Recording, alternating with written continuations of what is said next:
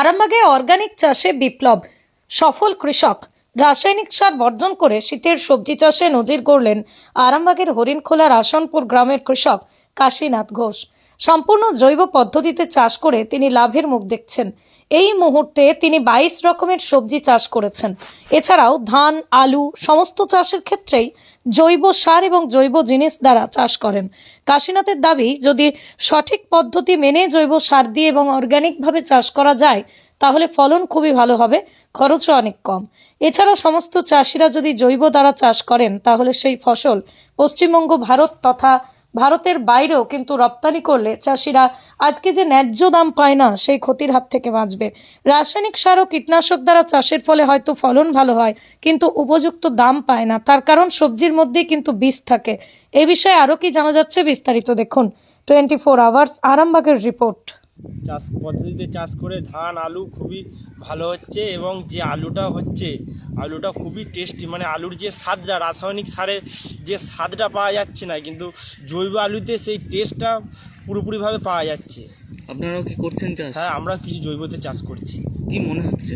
জৈব চাষের রাসায়নিক থেকে জৈব চাষের রেজাল্টটা অনেক বেশি এবং আলুর যে স্বাদটা রাসায়নিক সার দিয়ে যে মাটিটা যে নষ্ট হয়ে যাচ্ছে, তার যে রাসায়নিকের যে ফসলটা খাচ্ছি আমরা তার যে কোনো নেই, কিন্তু জৈব ফসলের তার স্বাদ, গুণগত মান অনেক টেস্টফুল, অনেক খেতে ভালো।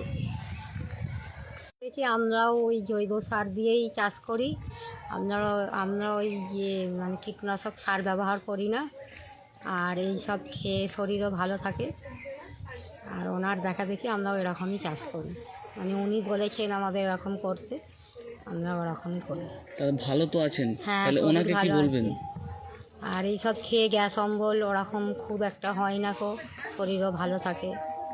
দেখুন, এটা আমি পুরো জৈব পদ্ধতিতে এবং ন্যাচারাল পদ্ধতিতে এই কিচেন গার্ডেনটা তৈরি করছি এবং আমি যেটুকু চাষ করি, আমার 7 বিঘে জমি, যেটুকু চাষ করি সমস্তটাই মানে জৈব এবং মাল দিয়ে আর ন্যাচারাল পদ্ধতিতে করি। যেমন আমার খাস ধান আছে, সেটাও আমি উইদাউট রাসায়নিক সারে, উইদাউট পেস্টিসাইডে করেছি। সমস্তটা নিমখোল, নিম তেল দিয়ে, মানে কীটনাশককে আটকানোর জন্য নিমখোল, নিম তেল আছে। বিভিন্ন রকম ফাঁদ উঠে গেছে এখন পোকাকে ধরার জন্যে, সেই সব ব্যবহার করে আমি ধান চাষটা করি। আলু চাষও যে করেছি সেটাও আমি আলু খুব হাই ফার্টিলাইজার খায়, যার জন্যে সেটা 50%, 40% ফার্টিলাইজার দিয়ে, বাকিটা সমস্ত জৈব জিনিস দিয়ে আমি আলুটা চাষ করেছি। বাড়ির কাছে আমার 1 বিঘে চন্দ্রমুখী আছে।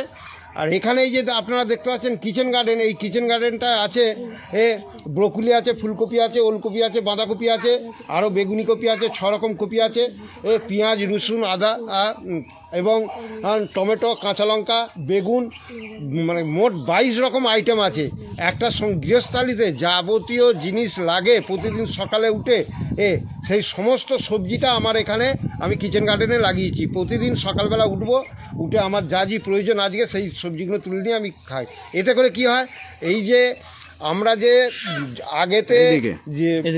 আগেতে যে আমরা রাসায়নিক সার, কীটনাশক দিয়ে আমরা মানে সবজি থেকে উৎপাদিত ফসলটা যে তৈরি করেছি, বিভিন্ন ফসল, তাতে মানুষের বিভিন্ন রকম শরীর খারাপ আসছে। যেমন গ্যাস অম্বল প্রতিটা মানুষেরই হচ্ছে। এইসব একমাত্র পৃথিবীর মধ্যে একটা প্রাণী আছে যারা খাবারের মধ্যে বিষ মিশিয়ে খায়, মানুষ।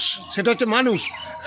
আমি সেইটা থেকে একটু এড়িয়ে যে খাবারের মধ্যে বিষ না মিশিয়ে সমস্ত ন্যাচারাল এবং জৈব পদ্ধতিতে চাষবাস করা যায় নাকি, সেটাই আমি 8 থেকে 10-12 বছর প্র্যাকটিস করে দেখছি। তাই এইভাবে করলে আমরা যে এই উৎপাদিত ফসলগুলো গ্রহণ করছি মানে জৈব পদ্ধতিতে বা ন্যাচারাল পদ্ধতিতে তৈরি করে, এতে শরীরে কোনো কনস্টিবিউশন আসছে না, গ্যাস অম্বল, হার্ট অ্যাটাক, কিডনি ড্যামেজ এইগুলো আসবে না, এবং 3 ঘন্টা ছাড়া প্রতিনিয়ত খিদে আসবে। আর যদি ওই বিষ মেশানো খাবার খাই তাহলে খিদে তো দূরের কথা, বিভিন্ন রকম শরীরে অসুস্থতার ভাব আসছে। এই জন্যই আমি সিদ্ধান্ত নিয়েছি যে আমি এই পদ্ধতিতে চাষ করব। এবং আমার দেখাদেখি পার্শ্ববর্তী, আমার গ্রামের পার্শ্ববর্তী এলাকার 2 থেকে 2,500 আর কৃষক জৈব পদ্ধতিতে চাষবাস করছে, ধান থেকে আলু থেকে আমার দেখাদেখি করছে। তারা ফসলে উৎপাদিত ফসলটা, কিন্তু আমাদের সেই রকম বিপণন নেই যে উৎপাদিত ফসলটা বিক্রি করার। আর সেই জন্যই আমরা একটা জায়গায় যে মার খাচ্ছি। আমি এর জন্যে সরকারের কাছে বা ঊর্ধ্ব ও নেতৃত্বের কাছে আবেদন করব, এই ফসল যদি এই বাইরে বিদেশে রপ্তানি করা যায় তাহলে আমরা এই সব কৃষক যারা জৈব পদ্ধতি বা ন্যাচারাল পদ্ধতিতে ফসল তৈরি করছে তারা আরও উপকৃত হবে। চাষিদের উদ্দেশ্যে কি বলবেন? চাষিদের প্রত্যেক কৃষক বন্ধুকে আমি আবেদন করব যে আস্তে আস্তে আপনারা জৈব পদ্ধতিতে বা রাসায়নিক পদ্ধতিতে, এই রাসায়নিক পদ্ধতি কীটনাশক পদ্ধতি ছেড়ে জৈব বা ন্যাচারালে ফিরে আসুন।